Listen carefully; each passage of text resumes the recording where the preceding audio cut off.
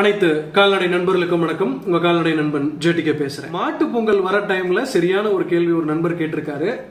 கொம்பு, அதாவது மாட்டோட கொம்புல வர்ணம் பூசலாமா இல்ல பெயிண்ட் அடிக்கலாமா அப்படின்னு கேட்டிருக்காங்க.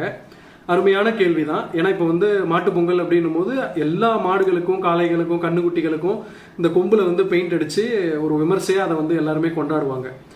அடிக்கிறது தவறு கிடையாது, நீங்க அடிங்க. ஏன்னா கொம்பு மேல நீங்க பெயிண்ட் தடவும் போது எந்த ஒரு பாதிப்பும் வர்றதுக்கு வாய்ப்புகள் கிடையாது. ஆனால் அந்த கொம்புல அப்படி இல்லைன்னா அந்த கொம்போட சரௌண்டிங் இருக்கு இல்லையா, அந்த கொம்பு எங்க வருதோ அந்த இடத்துல எந்த ஒரு காயங்களும் இல்லாத மாதிரி பார்த்துக்கோங்க. ஏன்னா ஒரு சிறு காயம் இருந்தா கூட அந்த நேரத்தில் நீங்க பெயிண்ட் அடிச்சிங்க அப்படின்னா ப்ராப்ளம் வரும்.